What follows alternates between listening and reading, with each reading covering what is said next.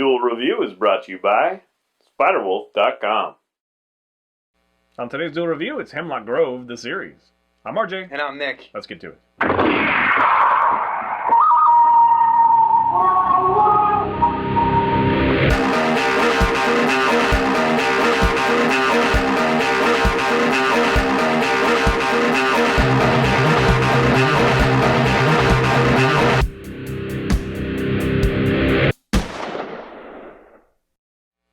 Hey guys, welcome to Wednesday, May 1st. We are doing Hemlock Grove, the series. That's right, and this is one of those ones that we both were inundated with the advertisements, so we're like, hey, yeah, okay, we'll check it out. Yeah. It is this year, came out in April 19th, I believe.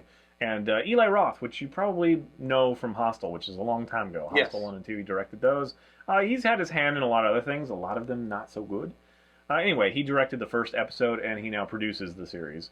And it is a Netflix original, so it was one of those things I thought was important to watch. I watched the Lilyhammer one or whatever that was the previous Netflix, like the first one. That was kind of like a weird spin-off of The Sopranos, had that dude, and I don't think it was technically the same guy, but you know what I mean? It was just kind of like the meatball, meathead, kind of thing in the strange land and how he fits in. So anyway, that one was okay, but it wasn't picked up. It wasn't good enough for people to pick up. I did enjoy it. It was one of those. It was slightly family friendly in some ways.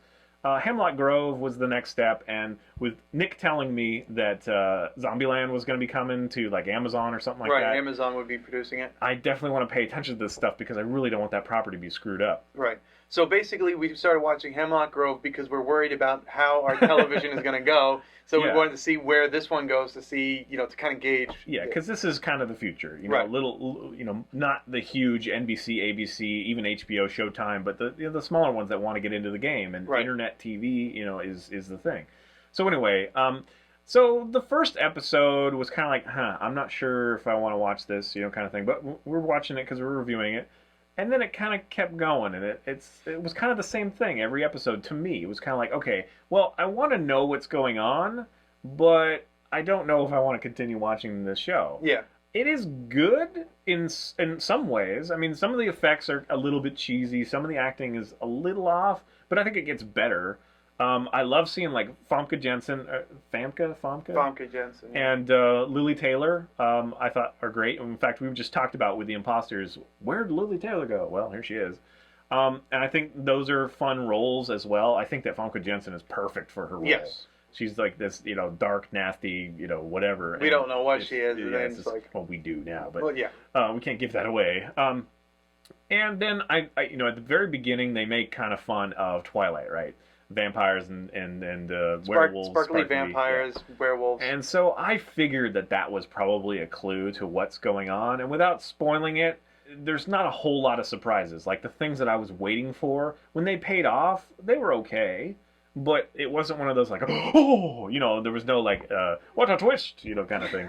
Although that could be good nowadays. Yeah, well, I mean, M. Night doesn't have that great of a record anymore. I don't know. The last episode definitely gripped me, and I think everything, like you said, every episode was kind of similar, and it was like, okay, we got through this. Another killing, okay, we got it. Can you go with more story? There's so many that if you just took them out, it wouldn't matter a bit. Right. Unfortunately. Right.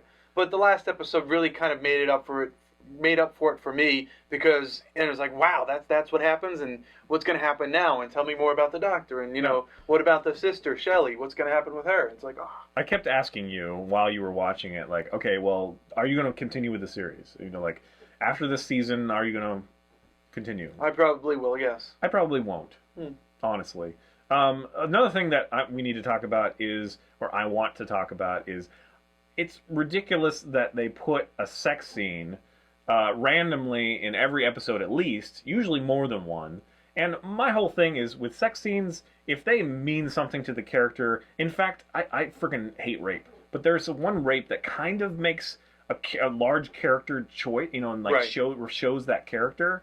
So I almost want to defend that, but to me it's like Sopranos, where you're watching the thing, and then all of a sudden cut, and then the next scene, it's like the middle of a sex scene, or it's like the two are gonna do it, and it's like, okay, well, we've seen the same couple of people have sex like 14 different times. It really is that necessary? It's kind of stupid. I mean, and it's not terribly vulgar or anything, and it's not like a whole lot of boobs and whatever, although there are some. There's a bunch.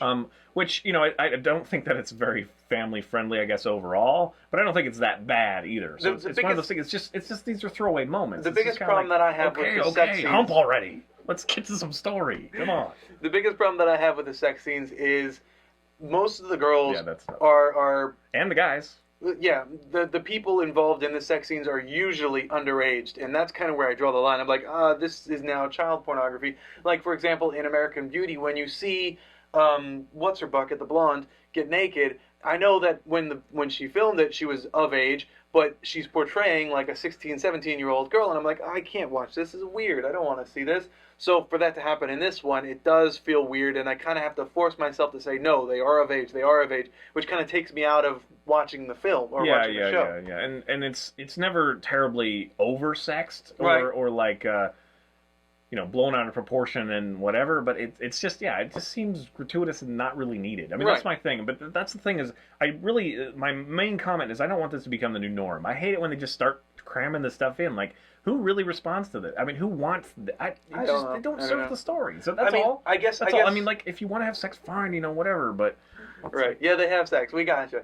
I guess it was somewhat important. Like, it was important to see, like Famke and what's his name the first time. Right. But then it happens like every episode for like half the season.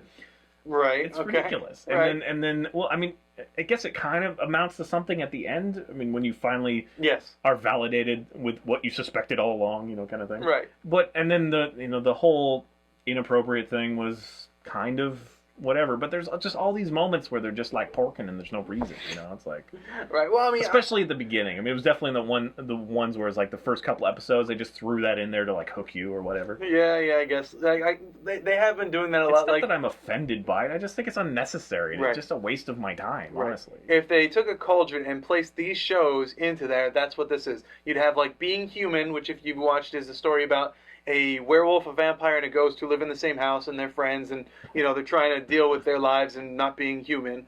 So you throw that in there. You have I guess some Game of Thrones because there is that fantasy and a whole lot of sex involved. And then just like a CW television program, just take one at random and throw that in there. That's kind of a little bit bad TV-ness. Yeah.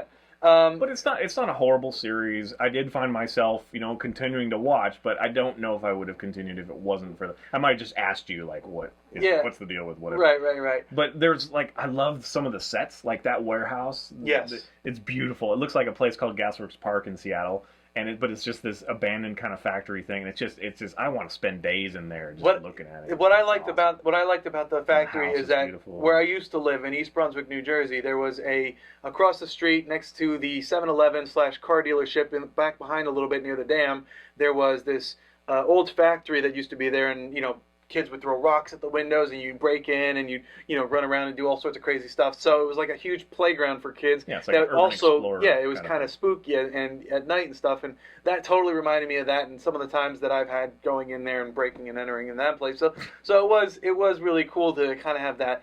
The reason to watch the show, I think, is the relationships and the relationship between Peter and Roman. Peter being the known werewolf. I couldn't give shit. Really? No. I like that because that there's something off about Roman, and his entire family, the Godfreys, who are the kind of the rich people who live in the neighborhood. They kind of own everything, and so I don't know. I don't want to give too much away.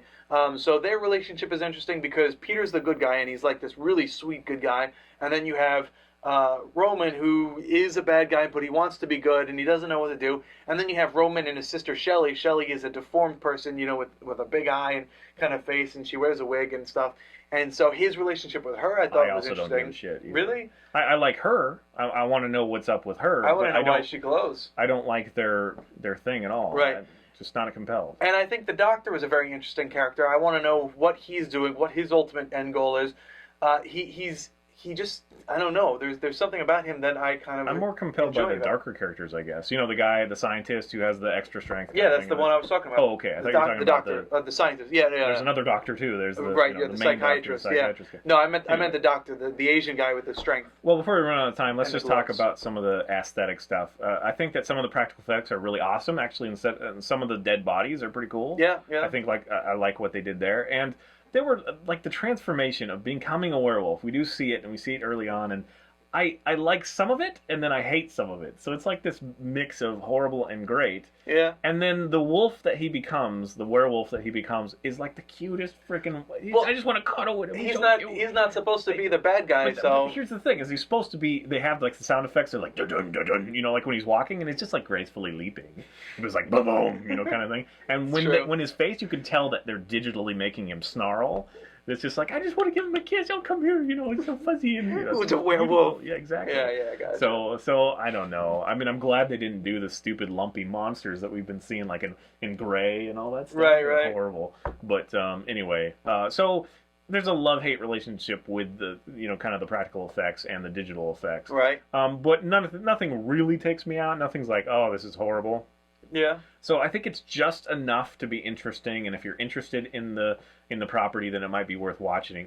I just don't think I'm going to have the time or the real interest to continue. I'm hoping. I'll just ask you. Yeah, I'm hoping that what they do is they focused a lot on the werewolves now. So next season they might focus on something else, but you're still getting some of the lore and some of the recurring now characters. You're talking about American Horror Story. Yeah, but American Horror Story each season is its own entity, whereas this one has the potential to keep growing as a universe. Yeah, you know? that was also another thing is, I guess, from the very beginning I pretty much called what it was going to be. Right. Although I wasn't sure, so there were times where I was second guessing myself. But by the end, it's kind of like, oh, it was that. Yeah. That kind of sucks. Like, it has no rewatch value, you know what I mean? Like, some you can be like, oh, I remember this part. Oh, this one is kind of like, oh, yeah. Yeah, I remember. It's stupid. It's obvious. Yeah.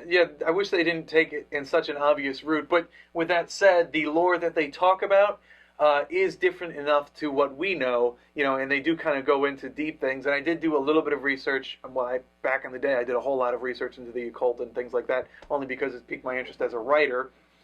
But for this one, I went back and researched some of the older lore, and there is a lore that says if you drink from a werewolf's footprint, then you too could become a werewolf or something like that. So to see them revisit these kind of old lores and not the new lores where you have to get scratched or bit to become one of them, it was interesting. I liked it. All right, guys.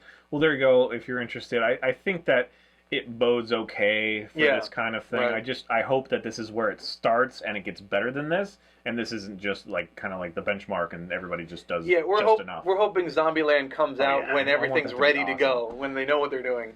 All right, guys. Thanks for watching. Please subscribe to our YouTube channel and to follow our great playlists. Game Lab's been a lot of fun. Yes, it has, and please leave comments. We love comments, and you can help support us by buying our wares at spiderwolf.com. That's right. T-shirts, a card game, art print, short stories, and more. See you later. Kickstarter coming soon. Oh no! Oh, I got one back. Oh, you get away. No. Up next, the animated Batman Beyond.